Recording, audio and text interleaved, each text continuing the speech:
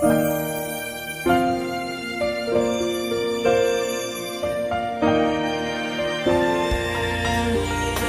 âme a soif de toi, mon cœur a faim de toi, mon ami.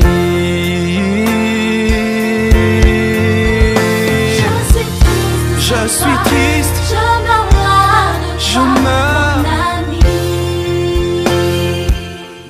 Je vous salue au nom de Jésus-Christ de Nazareth.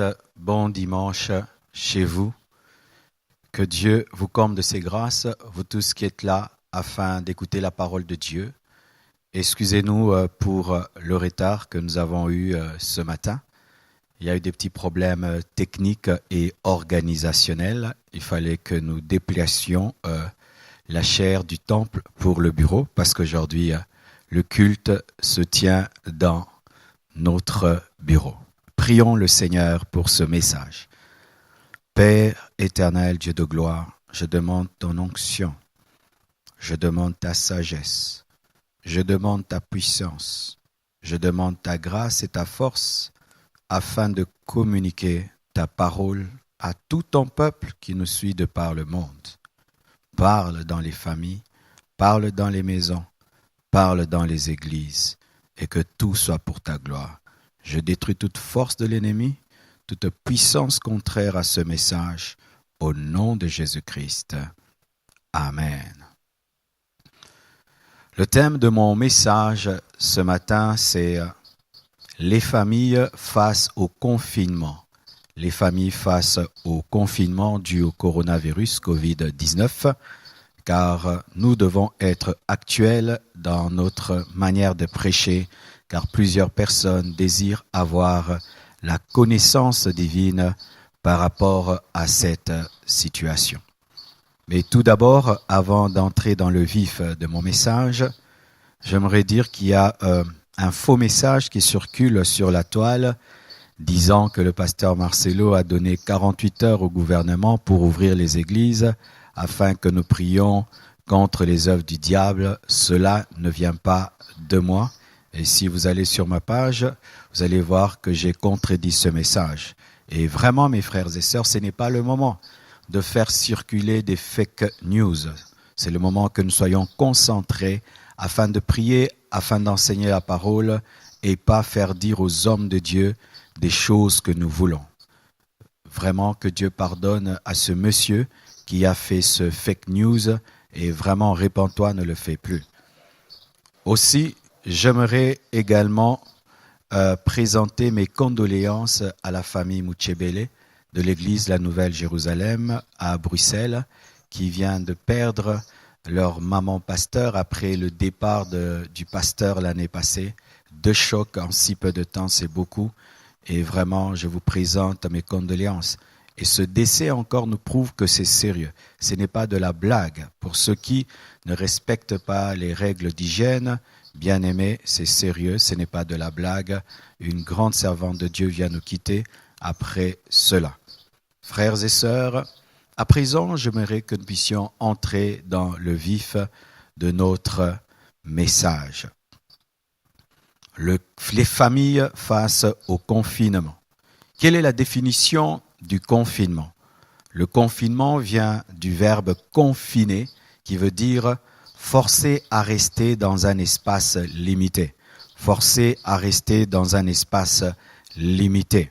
Aujourd'hui, c'est demeurer dans nos maisons. Limiter au maximum, c'est sorti dans notre cas. Et pourquoi? Pour stopper la propagation du virus. Ce n'est pas une punition, non, c'est pour notre bien afin de stopper la transmission du virus. Et bien aimé, aujourd'hui, nous voyons en Chine, il y a eu un confinement strict en Italie. Belgique, France, ici au Congo, nous pouvons nous promener un peu comme nous voulons, mais ailleurs, vraiment, c'est très, très strict. Pas d'école, pas de culte, pas de match de football où il y a des matchs sans supporters dans le terrain. Pas de transport en commun dans certains lieux. Pas de travail pour certaines personnes. Pas de rassemblement de plus de 25 personnes, de 100 personnes. Tout dépend des mesures de sécurité qui sont prises d'une nation à une autre afin de stopper la propagation de la maladie. Et mes frères et sœurs, dans la Bible, nous avons des exemples de confinement dans la parole de Dieu. Ça va vous étonner, mes frères, mais tout est dans la parole de Dieu. Il y a l'exemple de Noé, il y a l'exemple d'Israël lorsqu'il devait sortir de l'Égypte, lorsque l'ange de la mort frappait, il y a l'exemple de la famille de Rahab. J'aimerais un peu vous parler du confinement de la famille de Noé qui devait rester dans l'arche afin d'être préservé du déluge. Et ce confinement, c'était Dieu et pour leur bien. Genèse 7, versets 1 à 7. La Bible dit ceci. L'Éternel dit à Noé, « Entre dans l'arche, toi et toute ta maison, car je t'ai vu juste devant moi parmi cette génération. Tu prendras auprès de toi 7 couples de tous les animaux purs, le mâle et sa femelle, une paire des animaux qui ne sont pas purs, le mâle et sa femelle, 7 couples aussi des oiseaux du ciel, mâle et femelle, afin de conserver leur race en vie sur la face de toute la terre. Ce confinement a permis de préserver la race humaine et même les animaux. Car encore 7 jours, et je ferai pleuvoir sur la terre 40 jours et 40 nuits, et j'exterminerai de la face de la terre tous les êtres que j'ai faits. Noé exécuta tout ce que l'Éternel lui avait ordonné. Noé avait 600 ans lorsque le déluge d'eau fut sur la terre, et Noé entra dans l'arche avec ses fils, sa femme et les femmes de ses fils pour échapper au déluge. Et vous savez combien de temps ils ont fait? C'est une question pour ceux qui connaissent la parole. C'est vrai que le déluge a fait 40 jours et 40 nuits, mais Noé a fait 375 jours de confinement dans l'arche. Comment tu peux trouver cela? Le déluge a commencé lorsque c'était le 17e jour du 2e mois, lorsque Noé avait 600 ans. Et le déluge a pris fin le 27e jour du 2e mois, lorsque Noé avait 601 ans, si on peut le dire. Ainsi, lorsque tu soustrais ou tu compares 27, 2e mois, 601, moins 17, 2e mois, 600, tu vas trouver 1 an et 10 jours dans l'arche. Noé a fait 1 an et 10 jours dans l'arche, qui équivaut à 375 jours de confinement. Et pourquoi? Pour échapper au déluge. Nous voyons un autre exemple de confinement dans la parole de Dieu. Exode 12, versets 12 à 13. La Bible dit, « Cette nuit-là, je passerai dans le pays d'Égypte et je frapperai tous les premiers-nés du pays d'Égypte, depuis les hommes jusqu'aux animaux, et j'exercerai des jugements contre tous les dieux de l'Égypte.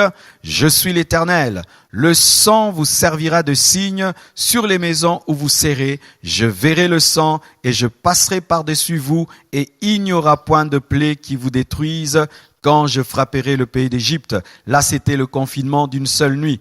Tous devaient être dans des maisons, et pas n'importe quelle maison, des maisons qui ont le sang sur le linteau. Et quand l'ange de la mort passait, il ne tuait pas ceux qui étaient dans une maison avec le sang sur le linteau.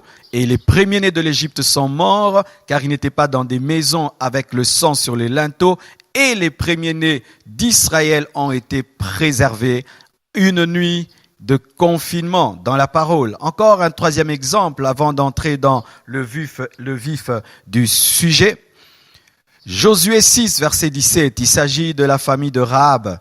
La Bible dit, « La ville sera dévouée à l'Éternel par interdit, elle et tous ceux qui s'y trouvent, mais on laissera la vie à Rahab, la prostituée, et à tous ceux qui seront avec elle dans la maison, parce qu'elle a caché les messagers que nous avions envoyés. » Lorsqu'Israël devait détruire Jéricho, il y a eu 2 espions qui sont allés et qui ont rencontré une femme qui s'appelle Rahab. Rahab les a cachés et les 2 espions ont promis à Rahab le salut de sa famille. Mais la condition, c'est que toute sa famille devait être dans sa maison et il fallait mettre un fil cramoisi. Et lorsque les anges allaient descendre pour détruire Jéricho, tout le monde allait être détruit, sauf ceux qui étaient dans la maison, confinés dans la maison de Rahab. Ainsi, vous voyez l'exemple de Rahab, la famille de Noé, et les familles juives en Égypte sont des exemples qu'il y a eu même dans la parole des confinements pour le bien. Parce que Rahab, c'était pour le salut de sa famille, pour échapper au jugement de Jéricho. Israël, le jour de la Pâque, c'était pour échapper à la mort des premiers-nés. Et Noé, c'était pour échapper au déluge qui devait détruire le monde entier. Pour notre part, c'est pour échapper à ces virus qui est en train de décimer l'humanité. Alors mes frères et sœurs, je vais vous parler des bons côtés du confinement et des mauvais côtés du confinement, parce qu'en chaque chose, il y a des bons côtés et des mauvais côtés. Tout d'abord, j'aimerais parler du mauvais côté du confinement, la crise financière, la crise économique, parce que les gens ne savent plus travailler comme avant, la vie publique qui est en arrêt et même ralentie. Pas d'école, donc les enfants risquent d'avoir de retard, pas de culte. Aujourd'hui, beaucoup de fidèles sont restés à la maison et voilà que je tiens cette prédication dans mon bureau. Est-ce qu'on aurait cru cela ? Pas de rassemblement. Il y a le bouleversement de notre vie quotidienne. Il y a des gens même qui ne savent même pas pourquoi ils vont se réveiller parce qu'ils n'ont plus rien à faire. Il y a la réduction du contact humain. Nous nous visitons de moins en moins. La pauvreté, la famine et même, on n'en parle pas, des deuils solitaires, des gens qui pleurent en seuls leur mort parce qu'il n'y a pas moyen de venir les visiter et les consoler. Il y a des drames qui sont en train d'avoir lieu dans le secret et même des malades qui sont abandonnés par leurs membres de famille qui ne sont pas visités et même certains malades qui sont abandonnés par certains infirmiers, par certains médecins. Et j'aimerais là louer même tous ces médecins qui travaillent, tous ces infirmiers qui travaillent, qui mettent leur vie en danger, afin de soigner des inconnus, afin de soigner des hommes qui ne sont pas de leur famille et qui se mettent tous les jours en danger. Que Dieu vous bénisse. Et j'aimerais exhorter ces médecins qui abandonnent les patients. J'aimerais exhorter ces infirmiers qui abandonnent les patients. Déjà, ils sont abandonnés par leur famille, certains. Alors, si vous les abandonnez, alors ce sera terrible. Et aussi, l'isolement sur soi-même. Beaucoup de gens sont devenus davantage isolés sur eux-mêmes à cause de la peur totale. Vraiment, ils se renferment sur eux-mêmes. Et vraiment, cette loi de chacun pour soi et Dieu pour tous commence vraiment à être pratiquée. Le mauvais côté, c'est que ça rend égoïste. On pense qu'à soi-même. Lorsqu'on va acheter, on oublie que l'autre aura besoin d'acheter. On prend tout. Et même si on n'en a pas besoin, parce que c'est moi je dois pas mourir. Et certains même qui savent qu'ils sont contaminés font tout pour contaminer les autres, de l'égoïsme qui se manifeste dans ce confinement. Mais aujourd'hui, je ne vais pas m'attarder sur cela car nous devons apporter la bonne nouvelle. Il y a tellement de mauvaises nouvelles sur le net, tellement de mauvaises nouvelles que l'Église doit apporter la paix, doit apporter la consolation et le réconfort. Alléluia. Voici le bon côté du confinement. Et c'est là que je vais m'attarder et par rapport à la famille. Romains 8, verset 28, la Bible dit, « Nous savons du reste que toute chose concourt au bien de ceux qui aiment Dieu, de ceux qui sont appelés selon son dessein. » Toutes choses, même le corona, mes frères, n'allons pas corriger la parole de Dieu parce que nous vivons des circonstances difficiles, mais la Bible dit que toutes choses, même le coronavirus, concourt au bien de ceux qui aiment Dieu. Et quel est le bon côté de ce confinement? Quel est le bon côté de ce confinement? Déjà sur le plan sanitaire, ce confinement ralentit la propagation du virus. Et si vous le savez, déjà en Chine, ils sont déjà en train de ralentir sa propagation parce qu'ils ont respecté les mesures de confinement. Le bon côté du confinement sur le plan scientifique, chimique, sanitaire, c'est que ça stoppe la propagation du virus. C'est un très bon côté. C'est pourquoi même en tant qu'Église, nous avons respecté cela. Aussi, le repos pour ceux qui travaillent beaucoup. Parce qu'il y a des gens qui travaillent tellement qu'ils allaient même mourir de fatigue, ce confinement leur a permis quand même de souffler et de renouveler leurs forces afin de continuer à travailler. Mais sauf les médecins, sauf les infirmiers, les politiciens, les pasteurs, les scientifiques, les militaires qui doivent beaucoup travailler en cette période-ci. Ce n'est pas un temps de repos pour nous, mais pour certaines personnes, le bon côté de ce confinement, c'est que c'est un moment aussi de pause et de repos où ils étaient tout le temps travail. Maintenant, ils doivent penser à la famille, ils doivent penser à eux-mêmes. C'est aussi un bon côté. Pour ce qui nous concerne, pour ce culte des familles, voici le bon côté, car toute chose concourt au bien de ceux qui aiment Dieu. Le bon côté de ce confinement, parce que cela nous ramène à la vie familiale. Je peux témoigner, mes frères, je suis pasteur, mais en cette période-ci, j'ai vraiment une vie familiale terrible. Donc, nous prenons le temps de déjeuner ensemble, de dîner ensemble, de prier ensemble, le temps de suivre leurs notes, le temps de suivre tellement de choses que je ne pouvais pas faire avant. Donc, c'est le retour à la vie familiale où papa, maman et les enfants. Le temps où tu peux maintenant te concentrer sur l'éducation de tes enfants. Le temps aussi tu peux réaliser la qualité de ton couple. Parce que lorsque nous étions en liberté, il pouvait se faire que cette liberté nous poussait à fuir nos conjoints. Mais là, vous êtes face à face. Et c'est quand tu vas te rendre compte qu'il n'y a plus de dialogue entre toi et ta femme. Vous n'avez plus rien à vous dire. Tu vas te rendre compte que ton couple était malade depuis longtemps. Et tu pensais que c'était bien, alors que vous cachez derrière le travail et sortir, tu te rends compte que tu n'es plus attiré par ta femme, tu te rends compte que tu n'es plus attiré par ton mari, tu te rends compte que tu ne supportes pas tes enfants, tu te rends compte que tes enfants n'ont pas eu une bonne éducation, tu te rends compte que vous ne pouvez pas causer pendant 30 minutes sans vous discuter, et ça va t'ouvrir les yeux sur la qualité de ton couple, la qualité de ta famille, la qualité conjugale de ta vie, de ta vraie vie, parce qu'il peut se faire que tu te cachais derrière ton travail,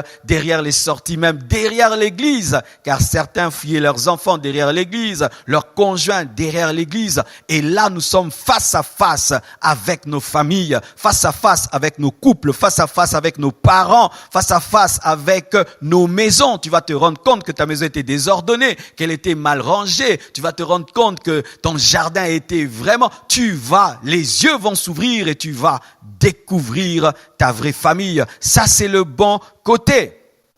Où tu as le temps maintenant de bien éduquer tes enfants, d'ajuster leur caractère, d'ajuster leur caractère, leur éducation. Et ça va te révéler les choses que tu as négligées dans ta maison, négligées dans ta famille, négligées dans ton couple. Ça va te permettre d'ouvrir les yeux et de rectifier avec la grâce de Dieu. C'est un temps où tu peux prendre soin de toi, prendre soin de ta maison, où tu peux avoir le temps de prier en famille, de méditer en famille, d'enseigner à tes enfants la parole, d'enseigner à tes enfants la prière, d'avoir des temps de conversation approfondie avec ta femme, car peut-être tu causes avec elle 30 minutes. Là, tu as le temps pendant 2 heures. Vous pouvez parler projet, vous pouvez parler futur, vous pouvez vous occuper un après l'autre des enfants. C'est le bon côté, car toute chose concourt au bien de ceux qui aiment Dieu. Encore, mes frères et sœurs, le bon côté de ce confinement, c'est une occasion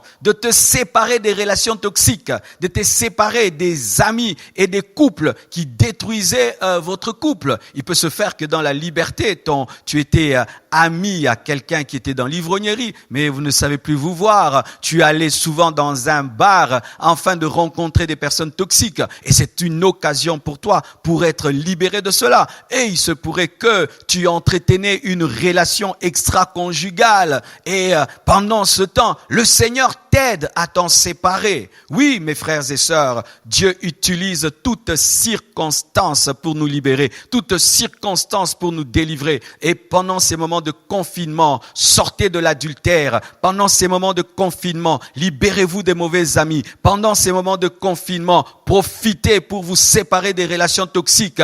Pendant ces moments de confinement, profitez-en pour sortir des mauvaises habitudes, des mauvais caractères. Pendant ce confinement, prenez le temps de méditer, prenez le temps d'entrer en vous-même pour découvrir le mauvais côté de votre caractère afin de le présenter devant Jésus-Christ pour qu'il vous délivre, pour qu'il vous libère. Toute chose concourt au bien de ceux qui aiment Dieu. Alléluia. Toute chose concourt au bien de ceux qui aiment Dieu. C'est pourquoi, mes frères, au lieu de vous plaindre de ce confinement, mes frères, regardez le bon côté et de sorte que lorsque vous sortirez de là, vous soyez comme un homme qui est sorti d'une retraite de prière, meilleur qu'avant, plus sage qu'avant, plus intelligent. Tu n'avais pas le temps de lire des livres, c'est le moment de prendre un livre et de le lire. Tu n'avais pas le temps de lire la Bible, c'est le moment de lire la Bible. Tu n'avais pas le temps de lire la Bible avec tes enfants, c'est le moment de lire la Bible avec les enfants. Tu n'avais jamais le temps de jouer avec les enfants, c'est le moment. Hier, j'ai joué avec mes enfants, j'ai joué, mais ils m'ont gagné. C'était une belle expérience. Pourquoi? Parce que maintenant, j'ai le temps. Au lieu de pleurnicher, au lieu de pleurer, retournez l'autre facette et utilisez ce confinement afin de devenir meilleur. Alléluia. C'est le temps de revenir vers nos familles, de revenir vers nos couples, de revenir vers nos enfants, de revenir vers nos parents, de revenir vers nos conjoints. C'est le moment d'avoir la révélation de nos couples afin de les soigner. C'est le moment d'avoir la révélation de l'état de nos familles afin de s'en occuper. C'est le moment d'avoir la révélation de la vraie éducation que nous avons donnée à nos enfants. C'est le moment d'avoir la révélation des problèmes que nous avons négligés. C'est le temps de prendre soin de nos maisons et de nous-mêmes. C'est le temps de prier, de méditer en famille, d'organiser le culte familial. C'est le temps pour méditer sur le futur de la famille. C'est l'occasion pour nous séparer des relations toxiques et de toute personne qui pendant longtemps ne pouvait sortir de nos vies. C'est le moment, car toute chose concourt au bien de ceux qui aiment Dieu.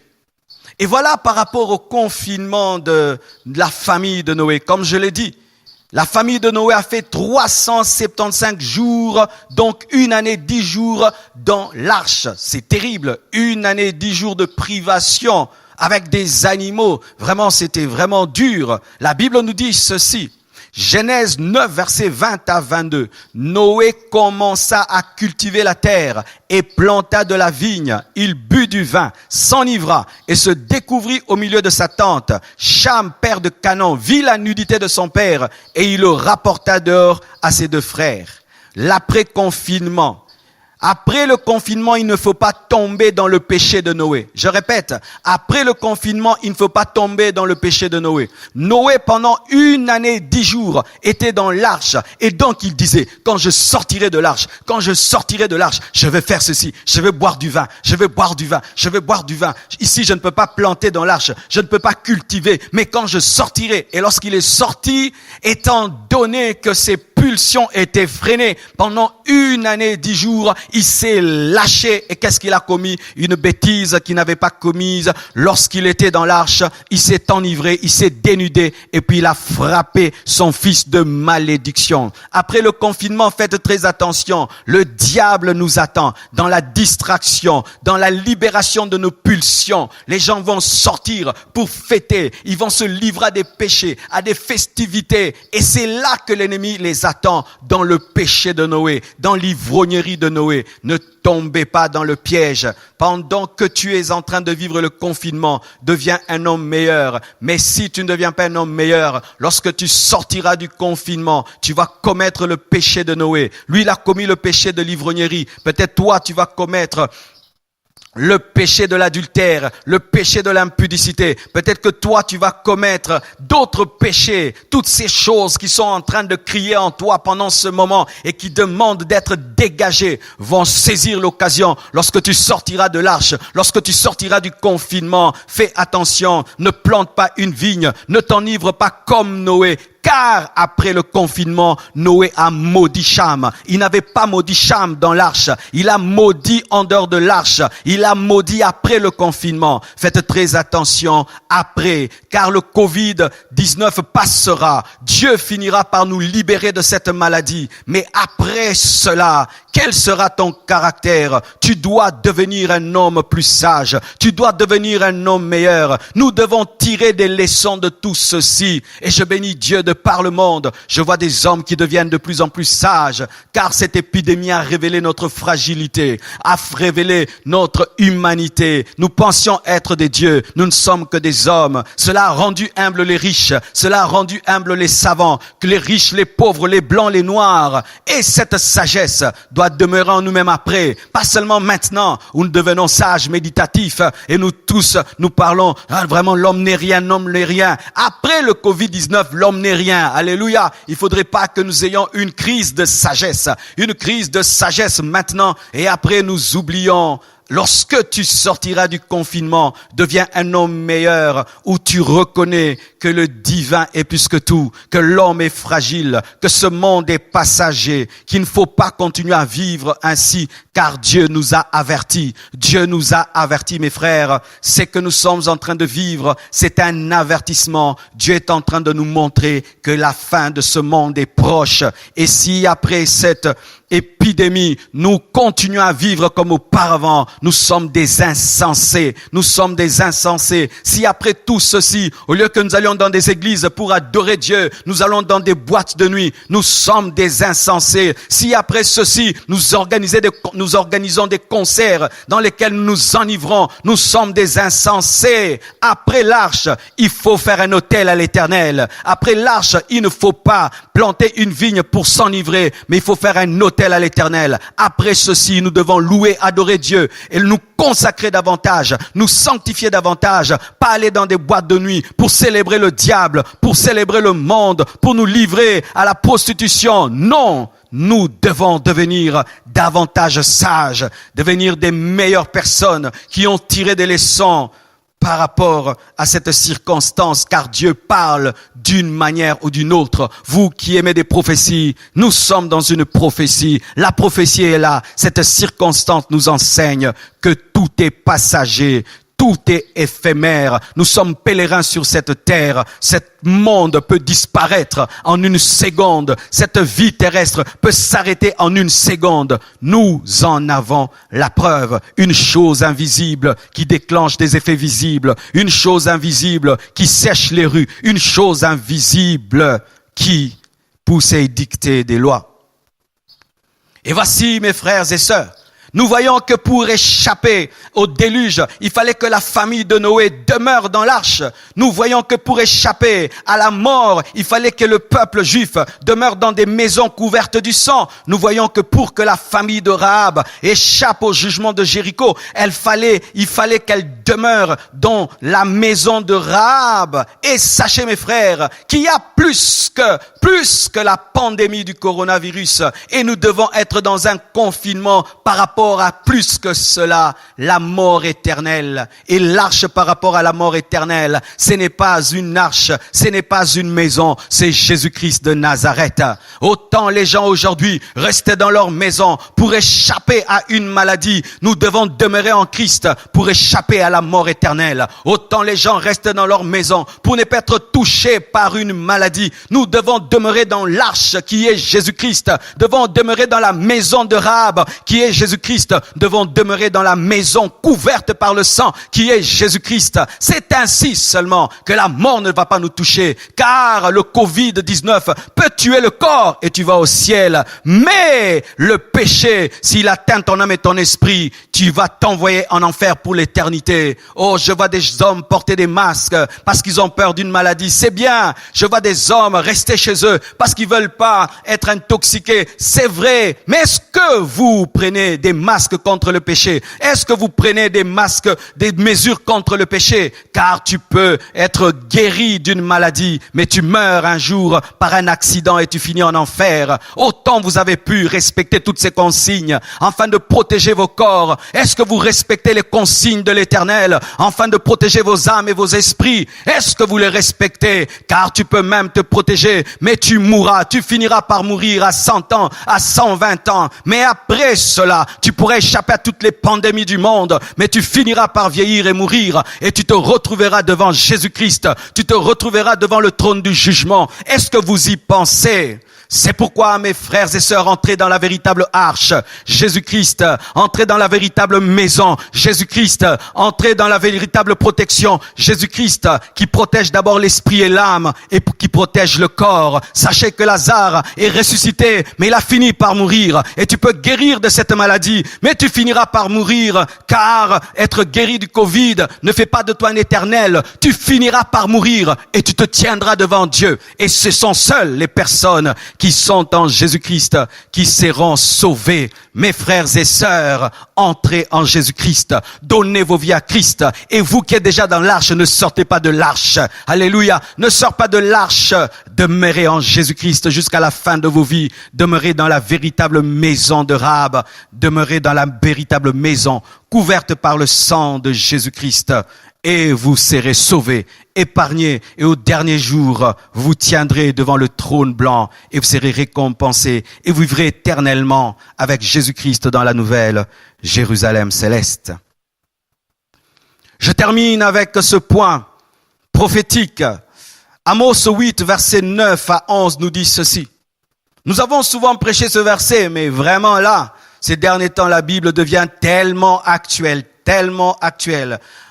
Amos 8, versets 9 à 11, la Bible dit ceci. En ce jour-là, dit le Seigneur, l'Éternel, je ferai coucher le soleil à midi et j'obscurcirai la terre en plein jour. Je changerai vos fêtes en deuil et vos chants en lamentation. Je couvrirai de sacs tous les reins et je rendrai chauves toutes les têtes. Je mettrai le pays dans le deuil comme pour un fils unique, et sa fin sera comme un jour d'amertume. Écoutez le verset 11, Amos 8, 11. Amos 8, 11. Voici, les jours viennent, dit le Seigneur l'Éternel, où j'enverrai la famine dans le pays, non pas la disette du pain et la soif de l'eau, mais la faim et la soif d'entendre les paroles de l'Éternel. J'enverrai la famine dans le pays, non pas la disette du pain et la soif de l'eau, mais la faim et la soif d'entendre les paroles de l'Éternel. Oh mes frères, lorsque nous avions la liberté de venir à l'église, certains vous n'allez pas à l'église. Il y avait même culte chez vous à la maison, vous n'alliez pas à l'église. Mais aujourd'hui, vous cherchez à entendre la parole. Vous aviez des hommes de Dieu tout le temps à votre disposition, mais vous n'alliez pas à l'église. Vous aviez des séminaires et des conventions tous les jours, et vous refusiez d'aller à l'église. Maintenant, vous attendez le live. Vous attendez le live. Vous attendez le live. La fin de la parole. La soif de la parole est là. Et frères et sœurs, sachez, lorsque ce temps-ci passera, maximisez la parole, d'écouter la parole. Sortez de cette christianisme où vous ne prenez pas au sérieux la grâce d'avoir des enseignants de la parole à votre disposition, la grâce d'avoir des pasteurs à votre disposition, la grâce d'avoir des gens qui vous enseignent les Écritures à votre disposition. Tout ceci est en train de révéler que Dieu est en train de nous enseigner, car aujourd'hui dans le monde, c'est vrai, cette parole s'accomplira davantage vraiment à la fin des temps, mais déjà cela a commencé, mes frères, la soif d'entendre la parole. Si cette période fait 6 mois, mes frères, vous verrez la soif de la parole. Vous verrez, vous comprendrez à quel point c'est une grâce d'avoir quelqu'un qui vous enseigne la parole dimanche après dimanche, mercredi après mercredi, vendredi après vendredi. C'est une grâce, mes frères et sœurs. Ainsi, j'aimerais dire à toutes les familles, il est vrai qu'aujourd'hui, à cause des confinements, des familles sont détruites. Des femmes qui se chamaillent à longueur de journée avec leurs maris. Des maris qui se battent à longueur de journée avec leurs femmes. Des parents qui tabassent leurs enfants à longueur de journée parce qu'ils n'en peuvent plus. Des enfants qui font que manquer du respect à leurs parents. Je vous assure, certains risquent de sortir de ce confinement et divorcer parce qu'ils ont eu la révélation qu'ils ne s'aimaient plus. Mais si pour certains cela va les détruire, pour un véritable enfant de Dieu, cela doit te rendre meilleur. Cher papa, ce confinement doit rendre ta famille meilleure. Chère maman chrétienne, ce confinement doit rendre ton couple meilleur. Et si vous avez des problèmes, profitez-en pour les traiter seul à seul, parce que nous avons le privilège en ce temps de ne pas avoir beaucoup d'interruptions et tout le temps pour amener nos couples vers le Seigneur. Amenez vos enfants vers le Seigneur. Amenez vos couples vers le Seigneur et changez le mal en bien, car toute chose concourt au bien de ceux qui aiment Dieu. Toute chose concourt au bien de ceux qui aiment Dieu. Voici en quelques instants, quelques minutes, le message que le Seigneur m'avait donné. Je crois de tout cœur qu'il vous a béni et partout où vous êtes, partagez cette parole, écoutez et réécoutez encore et sachez que Dieu est au contrôle. Nous allons prier à présent. Seigneur Dieu de gloire, je te remercie pour ce message. Je prie, Père éternel, que ton esprit opère derrière cette parole, afin d'enseigner, afin de convaincre. Et je prie que ce confinement, Seigneur Dieu de gloire, qui nous a imposé pour notre bien, puisse réellement tourner en notre faveur et que nos familles, nos couples deviennent meilleurs. Garde-nous après ce confinement de tomber dans le piège de Noé. Garde-nous, Seigneur Dieu de gloire, de tout mal et donne-nous, Père Tout-Puissant, par la puissance de ton esprit, de devenir des familles meilleures et des couples meilleurs. Délivre-nous, Seigneur, en cette période de toute relation toxique et que ton esprit règne dans nos familles. Seigneur, je prie pour tous les couples qui sont au bord du divorce, toutes les familles qui sont déchirées à cause de ce confinement, ces familles qui n'en peuvent plus de se voir matin, soir, que l'amour vienne dans ces couples, que l'amour vienne, Seigneur, dans ces familles, que l'amour vienne, Seigneur Dieu de gloire. Je prie pour tous les hommes qui trompaient leurs femmes, je prie qu'au travers de ce confinement, qu'ils soient totalement libérés des relations toxiques. Je prie pour toutes les femmes qui trompaient leur mari, que pendant, Seigneur Dieu de gloire, ce confinement, toutes ces relations soient brisées. Je prie pour tous les enfants qui vivaient dans l'impudicité, que pendant ce confinement, ils en soient totalement libérés. Seigneur, toi qui sais toujours trouver le moyen d'atteindre ton but, même dans ces ténèbres, atteins ton but au nom de Jésus-Christ. Amen. Pour ceux qui veulent contribuer à la construction, donner leurs offrandes. Vous allez voir un tableau vous sera affiché avec toutes les coordonnées pour ceux qui sont à l'étranger, pour ceux qui sont au Congo, et cela vous permettra d'offrir au Seigneur. Portez-vous bien. Notre prochain live, ce sera le mercredi à partir de 17h. 17h, que Dieu vous bénisse abondamment. Merci.